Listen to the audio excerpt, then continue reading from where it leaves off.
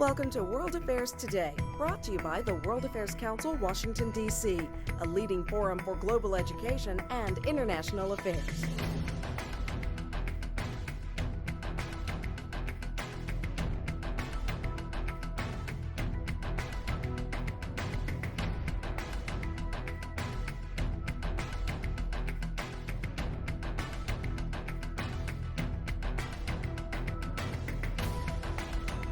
In 2004, the world watched as the Orange Revolution unfolded in Ukraine, pitting an insurgent pro-Western opposition against a pro-Russian autocratic government, with the pro-Western forces eventually taking power.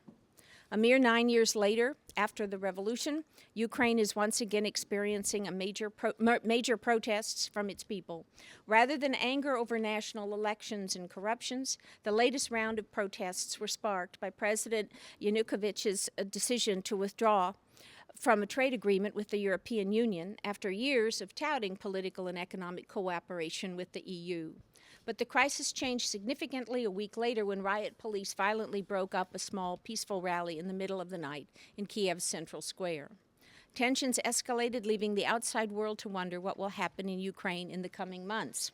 What are the potential consequences for the Ukraine, where historical Russian and European attempts at dominance have gone on for centuries, fostering deep cultural, linguistic, and social differences between regions within Ukraine? Consequences for the wider region, and how all of this relates to U.S. relations with the former Soviet state. We have assembled a panel of speakers to address these and other issues related to the Ukraine riots, and we are delighted to have with us, second from the right, your left, Nadia Diuk, Vice President of Programs for Africa, Central Europe and Eurasia, Latin America, and the Caribbean at the National Endowment for Democracy. For over 20 years, she supervised the NED's program in Europe and Eurasia, where she worked on programs and strategies for the underground democratic movements before 1989 through the dissolution of the Soviet Union and Yugoslavia. Previously, Dr. Diuk taught Soviet politics and Russian history, co-authored 3 books related to the Soviet Union and the aftermath of its dissolution. She writes frequently for international news media and professional journals, and she received her doctorate in modern history from St. Anthony's College, Oxford. Ambassador John Herbst, to her left, is the director of the Center for Complex Operations at the National Defense University here in Washington. He retired from the State Department in 2010 after a distinguished 31-year career in the Foreign Service. He was instrumental in the launch of the Civilian Response Corps. He helped create the International Stabilization and Peacebuilding Initiative with 14 bilateral and 5 multinational partners focused on improving the effectiveness of stabilization and peacebuilding operations through enhancing civilian capability globally. Ambassador Herbst became ambassador to the Ukraine in May of 2003 and as such witnessed the Orange Revolution while in Kiev. Previously, he had served as the United States ambassador to Uzbekistan. Erica Marat is a visiting scholar at the Kennan Institute of the Wilson Center here in Washington. She is an expert on security issues in post-communist countries, with a focus on military, national, and regional defense, as well as state-crime relations. She previously worked at the Voice of America, Russian Service, and was a research fellow at the Central Asia Caucasus Institute and Silk Road Studies Program, which is affiliated with the School of Advanced International Studies at Johns Hopkins University. She is an associate with the Central Asia Program at George Washington University. Our moderator is Ambassador Bill Courtney, a retired Foreign Service officer in the Department of State. He serves on the American Academy of Diplomacy Board and on the board of the World Affairs Council, Washington, D.C., and chairs our International Affairs Committee. He served as the first U.S. ambassador to Kazakhstan and later as ambassador to Georgia. He was a special assistant to the president for Russia, Ukraine, and Eurasia. Please join me in welcoming our distinguished panel.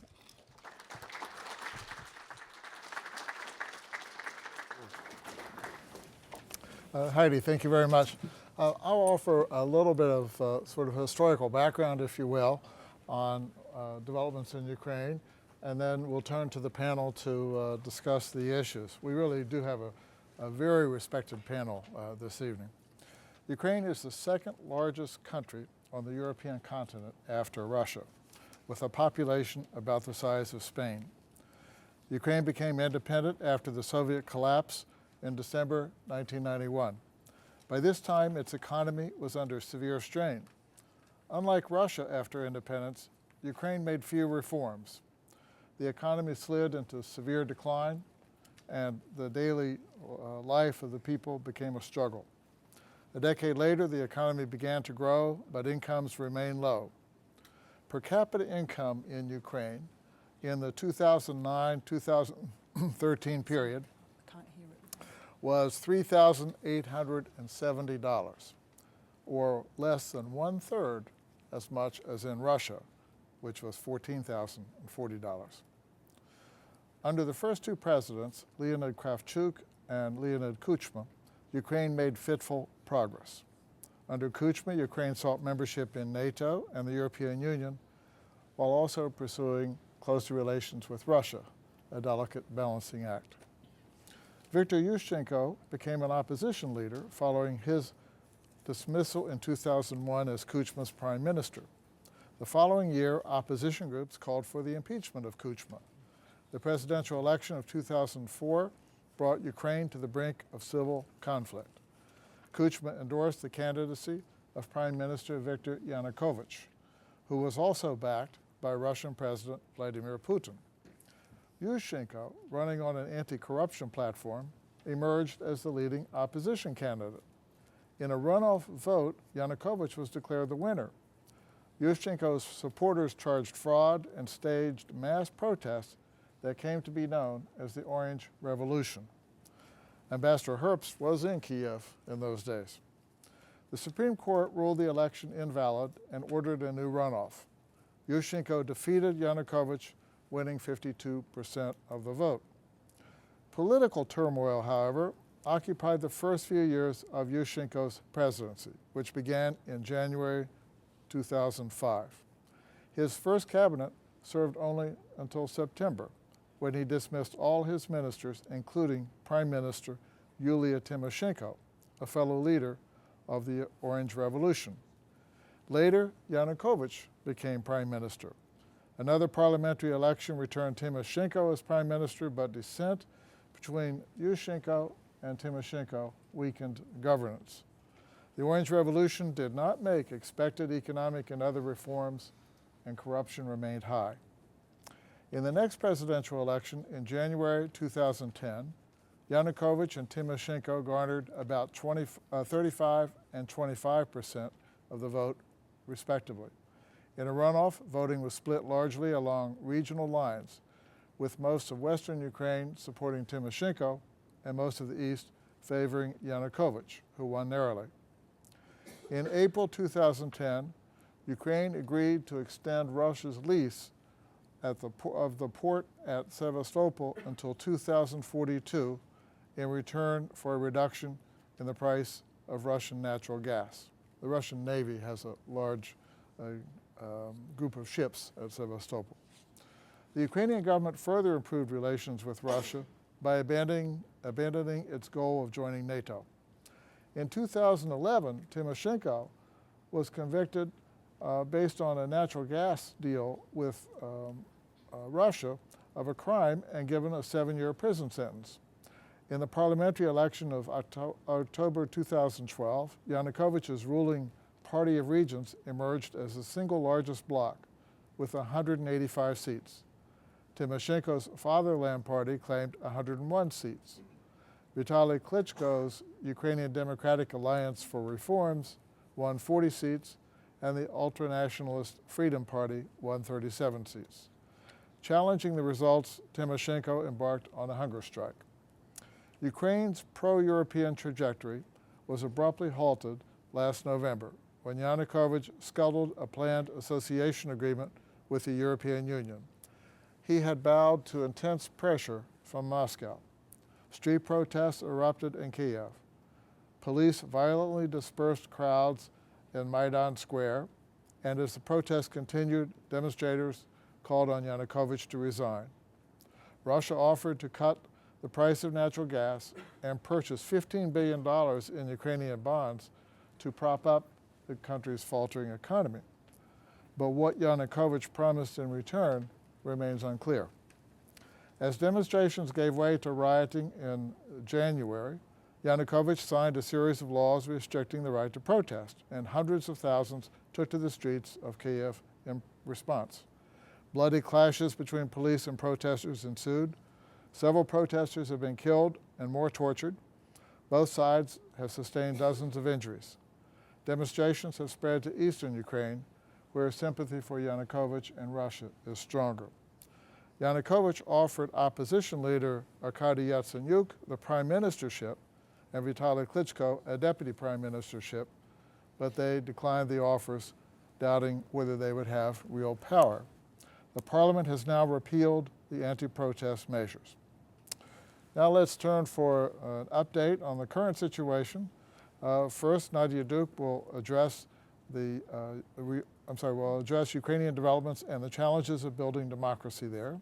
I actually would like to sort of take a kind of a 30,000-foot view on all of this and take a look at what the question of the title of this session is, where is Ukraine going? In a sense, I'd like to sort of turn the question back to how did we get here in the first place?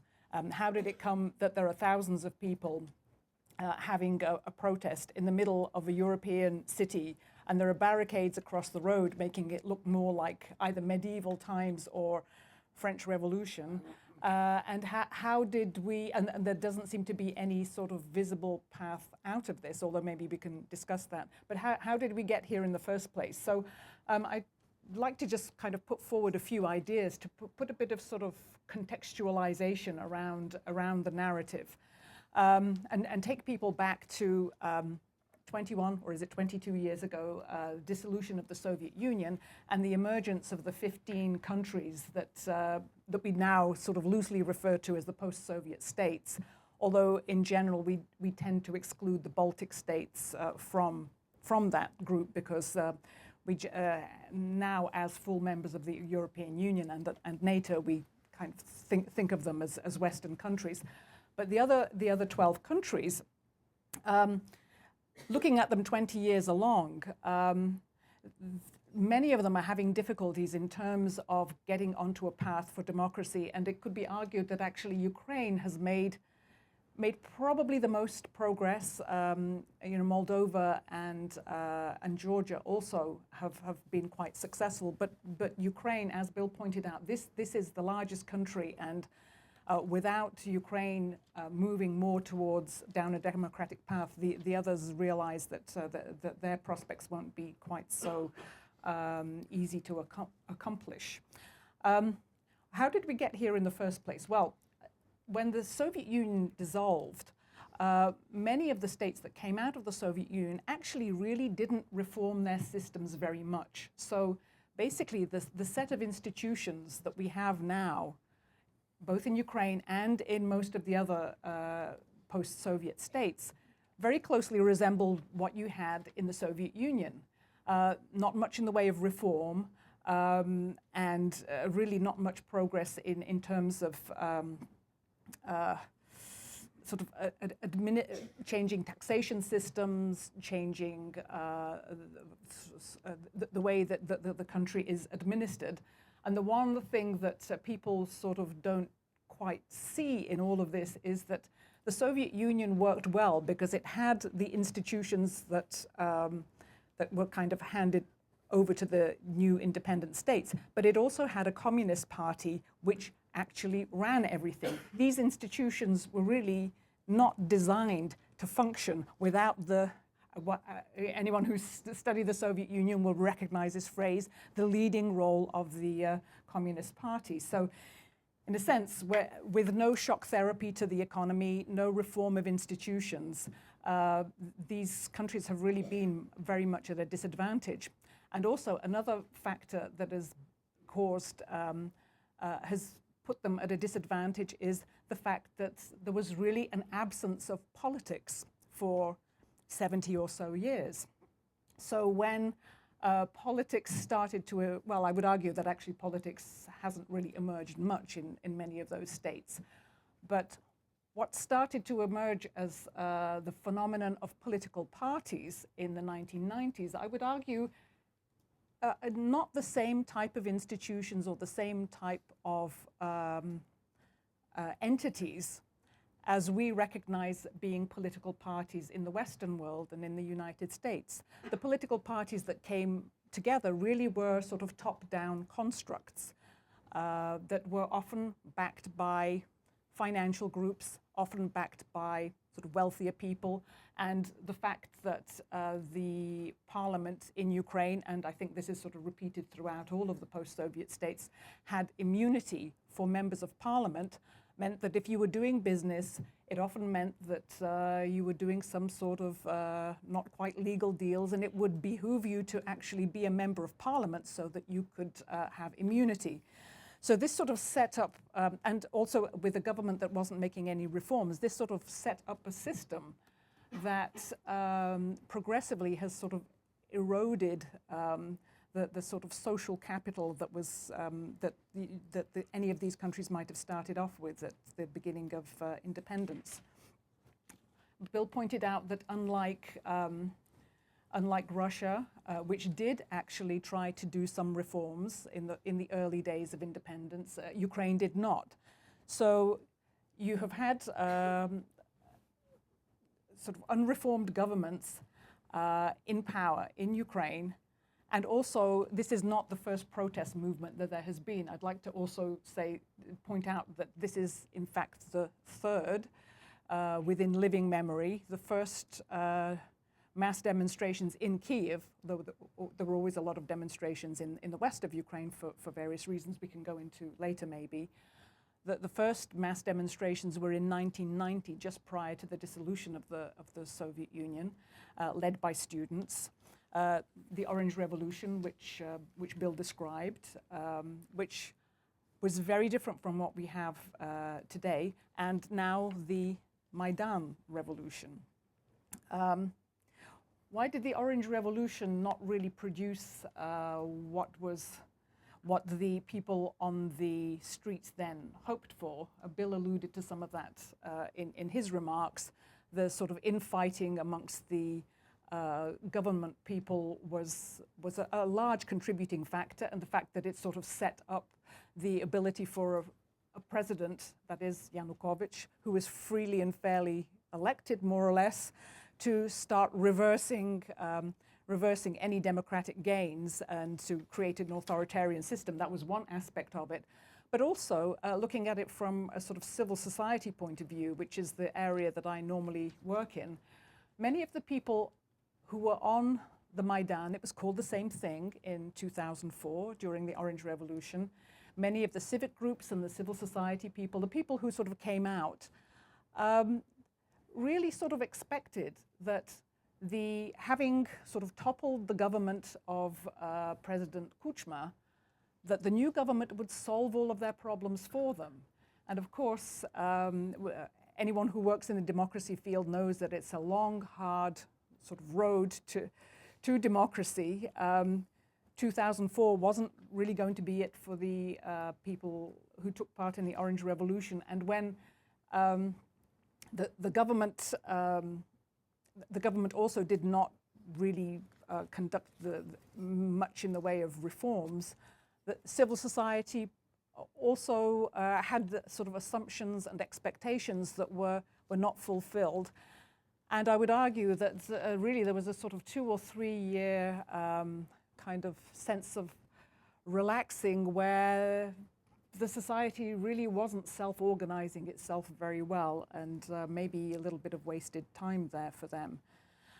So Yanukovych comes back, starts turning the screws in terms of a sort of authoritarian direction. And here's something, and another element of this authoritarian direction is what I would call the dictator's learning curve. Yanukovych and the means that he is using to bring in sort of authoritarian norms, and particularly we saw in the laws that were so very rapidly passed on January the 16th, including a foreign agents law and so on, which have actually expired or been reversed now. These laws are not new amongst dictators. In fact, a foreign agents law was sort of crafted and put forward in Russia last year. So again, one of the items that I think we need to take a look at is the way that that authoritarians now are exchanging information amongst themselves. But back to the Maidan a little bit. When the Maidan first came together, and one element as well that made it very different from the revolution, the Orange Revolution of 2004, was that the original protesters, who were really a group of students, were trying to keep the political parties away. And in fact, the first few days, the students who were protesting told the political parties to take down all of their partisan banners and to basically sort of either do that or go away and leave them alone, which was very different from the way that the Orange Revolution took place, which was sort of party group led right from the start. But another of one of the hopeful signs that I saw when the Maidan first came together, when it was definitely in a peaceful stage, was that for the first time, and I would argue that the Orange Revolution really didn't do this, for the first time, there were a lot of civic networks, a lot of civic activists, actually even some of the students who had been active in 2004, now back on the Maidan, with a little bit more maturity and a little bit more sort of hard-headedness as to what really needs to be done to create a more democratic society, which is going towards Europe. That was, Europe was really sort of held up as the symbol of where they want to go. And I'm sure that they weren't looking at all of the regulations that Europe involves, but to them it was a place that they want to go to be away from the kind of country that Ukraine had become. So the Maidan became a physical space where the Yanukovych government had no influence. And a lot of the civic groups were helping to organize that. The Maidan itself is and was a sort of remarkable entity. Various sectors of it, the civic sector. There was a sector for political parties as well. There was I believe there still is, a university of the Maidan where people come and listen to lectures. The Maidan was producing a newspaper so that the people who were there who didn't have very good access to internet could find out what's going on in the outside world, medical facilities, and you've probably seen the way that the Maidan self-organizes to feed thousands of people, especially at weekends. And this, in a sense, is a kind of microcosm of the type of society and type of country that many Ukrainians want to have. Of course, they don't want to be living in tents, but without the sort of dictatorial rule that the Yanukovych government had come to represent. And the protest really was pitched as pro-European, and of course that is what they wanted, but also a protest against, as I said, the kind of country that Ukraine had become, with a sort of almost lawless group of people robbing businesses.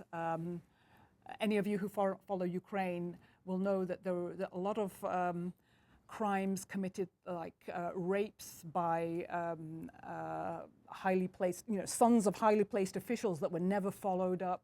And when people learned of this, they realized that the state is not protecting them in the way that it should be. So the protest was as much about that as being in Europe, where, of course, the assumption is these things sort of don't happen.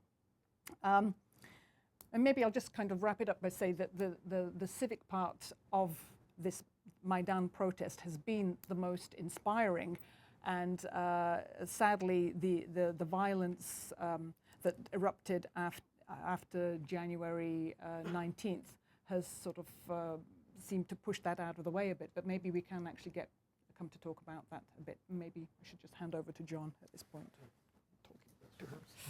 I'm going to give you a ground's eye view of what's happening in Ukraine. And one way to understand this is a seminal moment in the self-definition of the Ukrainian people and the Ukrainian state. The essential background to this is the following. Yanukovych, as mentioned, won a free and fair democratic election in 2010 after he failed to steal the presidential election of 2004. Once he got into power, his overriding objective was actually, he had two objectives. One, to maintain and strengthen his power, and two, to enrich himself and his allies, and especially his family. And we all watched for over 3.5 years as Ukraine slid more and more in the direction of authoritarianism. And in fact, if you asked the Ukrainian experts in Washington, there's a large number of them, just 3 months ago with the Ukraine, they would have been very pessimistic. At the same time as he was pursuing these policies, he was also negotiating a trade association agreement with the EU. And this is important because, in fact, interest in this is not just for the people who look westward in Ukraine. It's for almost everyone in the country, including the oligarchs, the wealthy businessmen who are around Yanukovych, because they understand that their economic future is assured in association with the EU and not as part of some Russian-led Eurasian Union. In any case, Yanukovych had a problem in October and November, and that problem was this.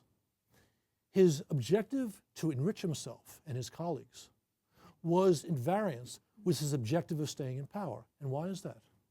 Because the EU in its negotiations with Yanukovych said, if you want this agreement with us, you have to do all these reforms. And in fact, Yanukovych and his allies in the Rada, the parliament in Ukraine, diligently went through this whole list of reforms, which showed that they were serious. But the EU also said, oh, by the way, you have to release Yulia Tymoshenko. Because she was in jail not because she may have done something criminal, which she may have. Almost everyone in power does not have a very pretty past. She was in jail because she was the most effective member of the opposition. So she was in jail to ensure that Yanukovych and his friends would stay in power. Yanukovych walked away from the EU deal, not because the Russians threatened him, although that was a very convenient excuse. He walked away because he knew ultimately the EU was not going to cave on the Tymoshenko demand. And this is a good point in this talk to make a very important analytical observation, which is what happens in Ukraine is 90% about Ukrainians and at most 10% about foreigners, even Russians.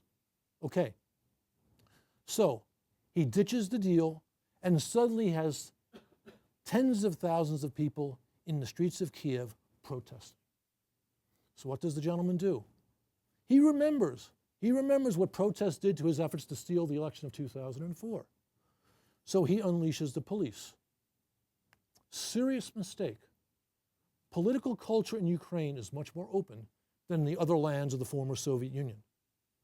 And the Ukrainian people, even those who sit in the east and the south, by and large, don't like police beating on people. As a result of the failed crackdown of late November, he had hundreds of thousands of people on the streets within a day or two. And people came from all over the country to fill the streets. The next development in this drama was when Yanukovych went to Moscow in mid-December. And he comes back with a big gift from Putin, which is Putin's going to lower gas prices and he's going to give a $15 billion loan. And if you read most of the media commentary in the United States, in Russia for sure, but also in Western Europe, you would have read how the Russians had solved Yanukovych's problem, and now things would be smooth sailing for the government in Kyiv. There was only one problem with that analysis. It failed to reckon with the people on the Maidan, and more broadly, the people in Ukraine. Because the people did not say, oh, gee, the Russians are giving us this gift. And it wasn't clear if it was a gift, because as Bill said, we don't know what Yanukovych promised. But people said, we don't want this Russian gift. We want freedom, and we want the association with the West. And when I say the people, I mean the people in the Maidan, but also a good majority of Ukrainians. A good majority of Ukrainians.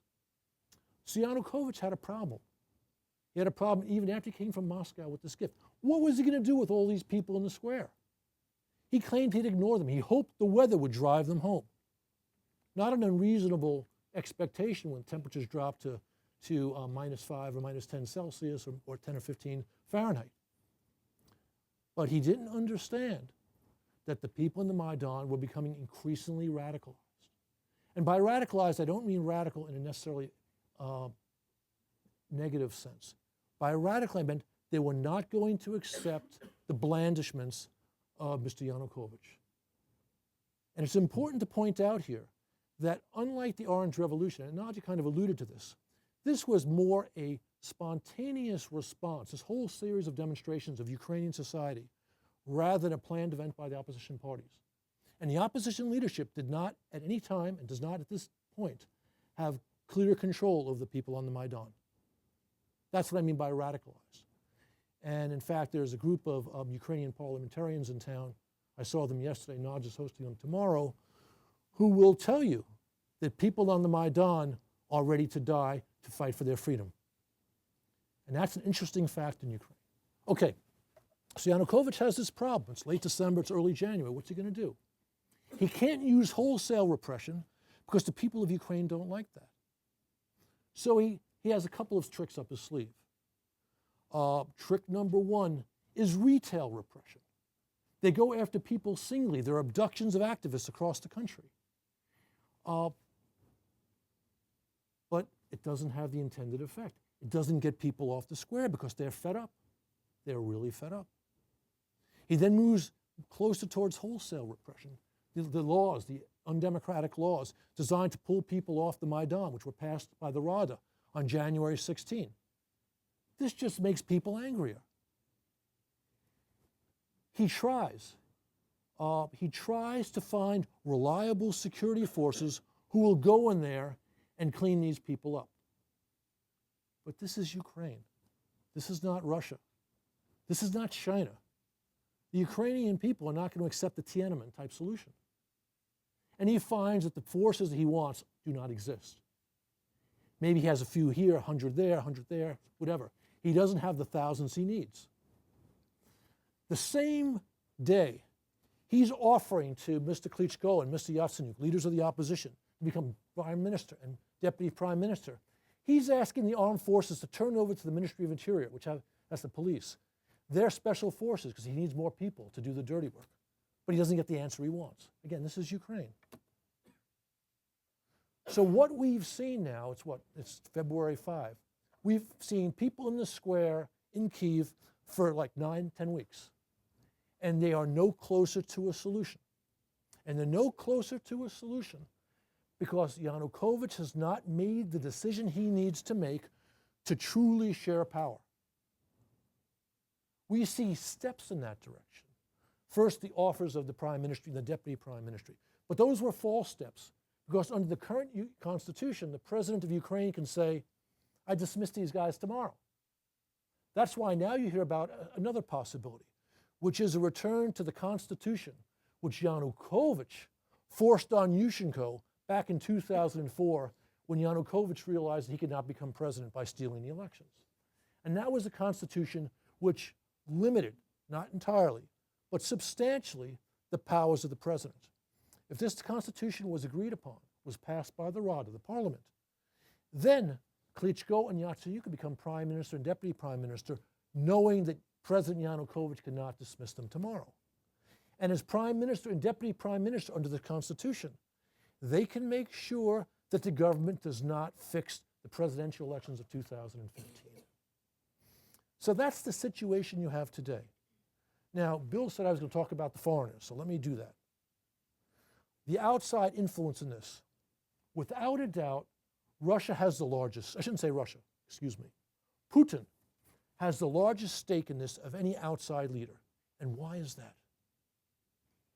He needs Ukraine, if he's going to build up Russia to be an independent base of power, separate from the United States, the EU, and China. He needs Ukraine to make sure that Russia returns to the 20th century. Because the Eurasian Union is a highway to lack of development, highway to authoritarian politics, highway to an autarkic existence, which is the exact opposite of what any country needs to develop. But he needs Ukraine for this. And he's willing to pay something, and he's willing to take risks. To pay something and to take risks which you can't really expect the United States leaders or the EU leaders to take. Okay, so we've seen the Russian gambits already. I've mentioned them the United States and the EU. As Bill mentioned, I was in Ukraine during the Orange Revolution. And now as then, the EU is late to the party. That's natural in an organization which is so highly bureaucratized and which involves numerous countries which have to agree on a policy. Equally important, the most powerful countries in the EU kind of consider Ukraine to be a nuisance. By the most powerful countries, I mean France, I mean Germany, I mean Italy, to a lesser extent, Great Britain. They consider Ukraine to be a nuisance because on the one hand, Ukraine gets in the way of a better relationship with Moscow, which is very important. On the other hand, Ukraine, if it's doing the right thing, is looking for stuff from the EU, which costs money. And especially watching the crisis in Europe over the past several years, the crisis with the Southern Rim. And by the way, the Southern Rim countries don't want another country to have a relationship with the EU which drains resources which they want coming from the north of the EU. So the EU is late to the party. The United States, as always, for both good and ill, is more visionary than Europe. We understand the stakes in Ukraine. We are the well-wishers of Ukrainian freedom. So therefore, we're looking for things to do. And we have some tools. Of course, we can hector the government in Ukraine, which we do. We're very good at hectoring, although I'm not sure how effective it is. But also, we understand that the authoritarians in Ukraine are not authoritarians by conviction, but by interest. Authoritarianism is a guarantee that they can continue to milk the Ukrainian economy and Ukrainian people and become multimillionaires and billionaires. But of course, any sensible billionaire does not want to live his entire life in Ukraine. He or she wants to live his life in Europe or in the United States, or more usually in Europe. So the weapons that we have are micro-bore weapons, which are highly effective, which are individual sanctions. Deny visas to these folks, even more importantly, go after their money, take away their assets, freeze their assets. And we made a decision, I think it was January 22nd, to deny visas to lots of folks in Ukraine associated with the crackdown. We also announced we were looking at financial sanctions. The EU has done neither, but it is looking at these things. Very interestingly, German Foreign Minister Steinmeier just announced, I think it was today or yesterday, that he thinks sanctions are a good idea. Sanctions in Europe would be a real powerful incentive for people in Ukraine who do bad things for their own interest to stop doing those bad things. Last point. You hear on and off in this crisis about the economy. And Ukraine's economy has been tanking. The principal reason has been tanking, aside from global economic reasons, which we all understand and experience, is corruption. But Putin offered Yanukovych up to $15 billion in loans. News say he's provided actually $3 billion of that so far. Any political settlement in Kyiv, and it's all about politics and the control of the Ukrainian economy that comes from politics. Any political settlement in Ukraine will require some form of financial package. And I'm happy to see that the United States and Europe are looking at just that. Thank you. Okay, well, drawing on the previous three presentations that highlight that civic activism has indeed been very inspiring in Ukraine while the government is unreformed and not able to deliver to the demands of Euromaidan protesters. I'd like to speak today on Ukrainian police forces, their role in Euromaidan, and I'd like to mention here that I'm not an expert in Ukraine, but my research is on police reform programs across former Soviet states. I recently visited Ukraine prior to protesters and collected lots of interviews among civil society activists, international donor organizations, government officials, and police officials. So what we see in Ukraine, and that has been mentioned by previous speakers, is that there is a huge gap between civic activism and the development of political institutions. And you can see that even in Freedom House ratings. This gap is, I would argue, huge in other countries, former Soviet countries, but nowhere it is so stark as in Ukraine today. As in the past 2.5 months, we saw that police, Ukrainian police, and specifically the Berkut unit, that is a 4,000 to 5,000 man riot police unit, has emerged as the main source of force over demonstrators. And some of the police atrocities include kidnapping of demonstrators, among them prominent public figures, and in some cases from hospitals, detainment of demonstrators in undisclosed locations, brutal interrogation techniques, beating with police batons, use of stun grenades, and there were bodies found disposed of in the outskirts of Kiev, obviously to have suffered abuse prior to death, and a collection of other brutal techniques. So Ukraine's police attacks on protesters, the brutality and the political loyalty that they have demonstrated over the past weeks demonstrate that police, even though the whole state apparatus, as Nadia Diuk argued, is unreformed, but police especially remained deeply unreformed institution in Ukraine today. That is despite that some changes have been, in fact, introduced to other law enforcement and military institutions in the country. For instance, Ukraine began transition from conscript to contract-based army recruitment. And in 2012, Ukraine adopted a new criminal procedural code that was widely praised by international community. But still, police retain some of the worst practices of the Soviet period. And this makes a stark contrast with some of Ukraine's closest neighbors, such as Moldova, Georgia, and Baltic states, where police have experienced substantial changes in the past decade. What we see in Ukraine today is that instead of serving the citizenry to prevent crime, to protect rights of citizens, Ukrainian police use force to advance their own material interest and routinely employ torture tactics to force confessions.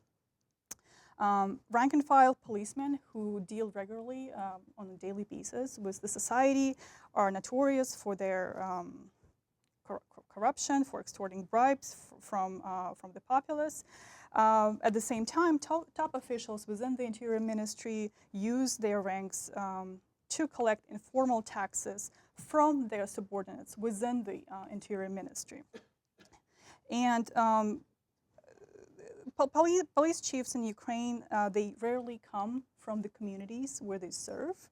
And this makes them detached and uninterested in the needs of the people they serve. And in some parts of Ukraine, police resembles mafia-style units, that mafia-style organization that intimidates a local population with impunity. And those intimidations include, as I mentioned, torture, forced confessions, rapes, and raids of local businesses. Even though Yanukovych was elected through democratic elections, he continues to rely on the political loyalty of the police. And Berkut's loyalty, the riot police unit that is in direct confrontation with demonstrators at Maidan, Berkut's loyalty to the ruling regime grew even deeper after Yanukovych appointed Vitaly Zakharchenko as head of Interior Ministry in November 2011. Zakharchenko is a close ally and himself former police officer, comes from the same region as the president. Since his appointment, the matters within the ministry have gone from bad to worse. During Yushchenko's leadership, there have been some attempts to reform the police, for instance, introduce human rights experts across police units across Ukraine so that they monitor police activity. And that led to some positive results. The number of torture cases had fallen during Yushchenko, and police became more aware of public oversight that was installed by previous president. However, all these initiatives were canceled by Yanukovych, and he broken some of the existing rankings within the police ranks and made promotions based on political loyalties as opposed to professional achievements. And against this background, what is interesting in Ukraine, what I don't see in other post-Soviet countries, there is a multitude of initiatives to transform the police among Ukraine's civil society groups. And again, compared, for instance, with Moldova or even Georgia, so civil society in Ukraine are as active, if not more active, in bringing their ideas about how Ukraine's police should function. And this includes professional groups of lawyers working at research and policy institutions. For instance, there is a Center for Political and Legal Reform. There are human rights NGOs, often financed by external donors, who train police officials and regular citizens on how to interact with each other. Association of Ukrainian Rights Monitors comes to mind in this case. There are individual activists, formerly victims of brutal treatment by the police, who also try to change the system, building on their own experience of dealing with predatory police tactics. And there are also self-organized groups monitoring things like traffic police, and we've recently seen some news reports on that. One of them is Дорожный контроль, is an ad hoc group of drivers who demand better respect of their rights on the roads of Kiev and beyond Kiev. However, today we see that the loudest voices for the way public is policed come from Euromaidan. And if Yanukovych continues to hold on to his presidency, Berkut and police functions are likely to expand further, because what we've seen over the past 2.5 months, their functions have already transcended what they are legally allowed to do according to Constitution and their professional under their professional oath. However, we do hear some reports that there has been some resistance within the ranks of Berkut and within police as to how they follow the regime's orders, which can potentially play against Yanukovych, of course. If, however, Ukraine is to embark on the path of greater democratization in the coming weeks, months, year, the country must not let this expertise in civil society go wasted. And international donor organizations, including donor agencies within the U.S. government, must help civil society and government and police officials to stage debates, discussions on how to change the way police operate and how police can be depoliticized and demilitarized, and how it can be more accountable to the public. And in a democratic Ukraine, police must become accountable to the law and citizenry, not the political regime.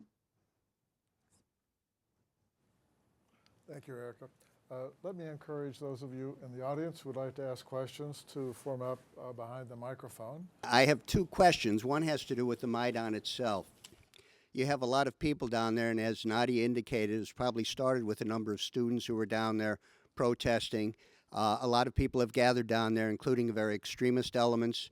The Svoboda group, which is anti-Semitic, has its roots in the old fascist tradition. And they're playing a very major role, I think, in pushing it forward. The violence may be a result of some of this stuff. Whatever the case may be, if this is successful, they're going to have a new lease on life. And I think it would be very dangerous, not only for Ukraine, but also for the EU, to have this kind of thing growing in their midst. Secondly, the geopolitical contours of this thing. Ambassador Herbst indicated the role of Russia and the reaction of Russia to this thing. In one sense, I think this is more about Russia than it is about Ukraine, at least from the people in the EU and a lot of the political observers here. John McCain himself said Ukraine is the crown jewel of Russia, and if we can pull the crown jewel away from Russia, then we can bring down Putin a notch. That really is a threat. The Russians are looking at this in the context of NATO expansion, in the context of missiles on their borders, in the context of promises that were broken, and now the crown jewel is going to be taken away in order to help bring down the Russian economy. I think the reaction they will have there is going to be very strong and would be of a military character. On the question of the Svoboda Party, I know that there's been a lot of reporting about that in the American and Western newspapers, and some of the early statements of some of the leaders were reported as being anti-Semitic. Although you have to take a look at where did this party first start out? And there's some credible evidence that there was probably some Party of Regions funding going into starting this Svoboda Party, and maybe some of that funding also was responsible for some of those remarks that were made. However, the party has sort of taken off and become a really representative party of with a lot of support in Western Ukraine, and you can almost see the leadership of the party having matured over the last year. I should point out that its leader, Oleg Tyahnybok, has been in an alliance with the other two party leaders, that is Klitschko and Yatsenyuk, to form a sort of united opposition. And in fact, because I know that this is a very sort of sensitive issue here in the United States and in Western Europe, rightly so, I've been monitoring very carefully everything that Oleg Tyahnybok has been saying, particularly on the Maidan every Sunday. And I have to say that I have not heard anything that could even remotely be construed as anti-Semitic being pronounced by him. He's been very much in lockstep with the other two leaders. Of course, I mean, that doesn't necessarily mean that the rest of his party is sort of following his lead, but he is the leader. And the sort of radical elements, I think it's always better for the radical elements to be unified into a sort of broader front. Who was it who was throwing the Molotov cocktails on January 19th? Well, I think it was a lot of people who were sort of very frustrated with the fact that Yanukovych's government so blatantly sort of ignored all of the Maidan and all of the Ukrainian people, in fact, for just kind of in 20 minutes passing 12 laws that basically turned Ukraine into a dictatorship. I think that would sort of push anyone's frustration over the edge. I don't know if that necessarily convinces you, but that there are many elements on the Maidan. There are many elements that are actually supporting the way that it is going. There are many little old ladies on the Maidan sort of packing pillow shams with blocks of ice. Would you call them radicals? I don't know. They're pretty radical. I wouldn't like to get in their way. But how the situation evolves in Ukraine, we will have to see. This is overwhelmingly about Ukrainians and their future. John Quincy Adams said famously that we are the well-wishers of everyone's freedom, but the guarantors only of our own. If you're on the side of freedom, you're on the side of those who are protesting against an authoritarian government. Now, if I were completely cynical, I would say, and if American policy was only about making Russia weaker, I would suggest we encourage Putin to become the subsidizer of Ukraine and to drag it into a European Union, Eurasian Union, which will keep Russia in the back alleys of the world economy for generations and remove Russia as a danger to the United States in any form whatsoever. But I'm not cynical. in fact, if the opposition is able to persuade President Yanukovych to create a power-sharing deal, and I think if the conditions are right, the people on the Maidan will accept it, Nadia. If they're able to do that, and if Ukraine winds up signing an association agreement with the EU, A, Ukraine's economy will prosper. B, Ukraine's civil society and political life will prosper. C, the Russians will see that a fellow Slavic nation can prosper under conditions of freedom. And Russians themselves will look towards more freedom, which will mean that Russia will become a truly great nation again, which it cannot if it decides to wall itself up in the Eurasian Union. My question is regarding, other than that has already been done by the United States regarding individual sanctions, what other individual sanctions or what other measures can be implemented towards Ukraine and the corrupt politicians that run it, both for the European Union and for the United States? I think that the two possible tools of visa restrictions and financial sanctions will do plenty.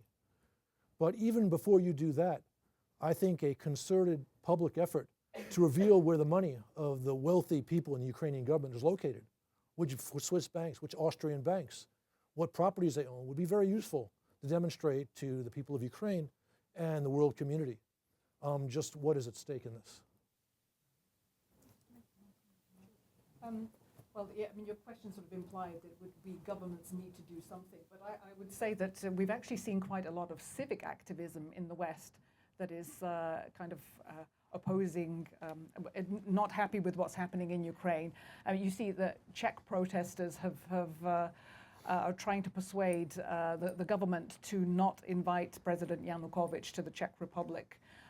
In Poland, there's a convoy of humanitarian assistance that has been put together by many of the cities and citizens of Poland to assist in Ukraine. Lithuania has taken one of the people who was badly tortured and is giving medical assistance. And in the United Kingdom, there are protests going on outside the oligarch Rinat Akhmetov's home, which are being every evening, I think, and creating a lot of noise and probably discomfort for the residents of a very posh area, because this is, after all, the most expensive apartment in London that he owns. So it's not just governments. This has been a really terrific discussion this evening. Please join me in thanking our panelists, who are really, truly outstanding folks. And then also let me encourage you to stay tuned to the news, because events in Ukraine are happening pretty rapidly, and it's a very exciting opportunity for Ukrainians. Thank you. Thank you for joining us for World Affairs Today, a production of the World Affairs Council, Washington, D.C.